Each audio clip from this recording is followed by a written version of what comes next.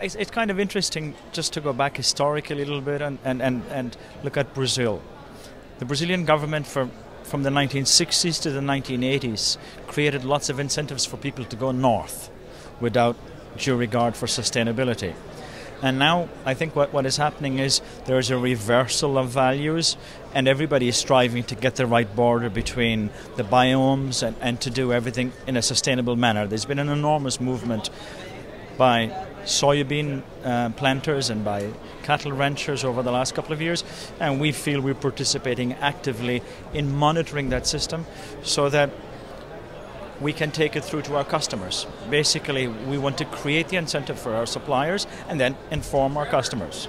So we've been looking at the best manners of doing that, perhaps in an environment where there isn't a lot of public information yet.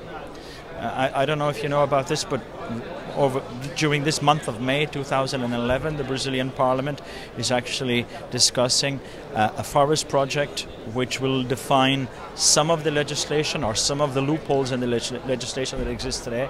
So we have to fill those gaps as a company. So what we do is we look at technology, we look at the opportunities we have to, in a very verifiable manner, source cattle and inform our consumers. So that's what we are doing. We put GPSs in our cattle trucks.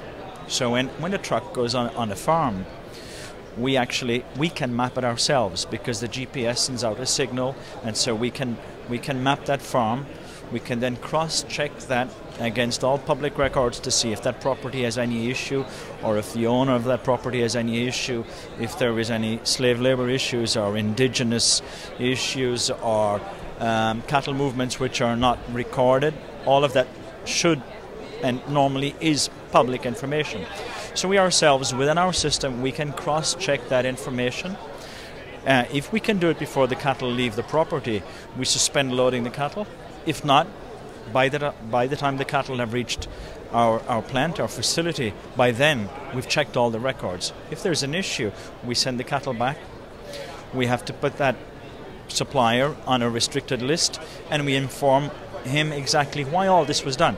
So we're creating an incentive for him effectively also to go and make the investments and to correct any public documents that might have incorrect records. So it's a way of incentivizing people to be more compliant, to comply with legislation, to look after their public documents, and obviously at the same time to be sustainable. Firstly, I think I was extremely lucky to go and work with a family that owned JBS because they were a game-changing family. So I mean that was the easy part. They were obviously very creative, very innovative, and they wanted to grow their business. We saw the opportunity to do that internationally together when I went there and I explained to them how the international market worked and existed then. And they said, well, come and work with us and let's develop this business together. And then there came a time when the number of restrictions around exporting out of South America and specifically out of Brazil, it was an issue. We cannot go here for this reason, we cannot go there for that reason. So why not looking at having production facilities outside of Brazil? The incentive was created because of the restrictions that existed, and it's paradoxical to an extent. So then we started looking at the possibility of producing product in regions where we could access other parts of the world. And this is how we came to the US, how we went into Australia, into Argentina and other countries, because that gave us access to the global consumer. Then as we move forward and we saw that, well, maybe beef might be an issue here or an issue there, we need to diversify our proteins. So we went into the pork business, then we went into the chicken business, and we really feel that we have a diverse production platform and a lot of synergies to take that product to our consumers, and that's where we are today.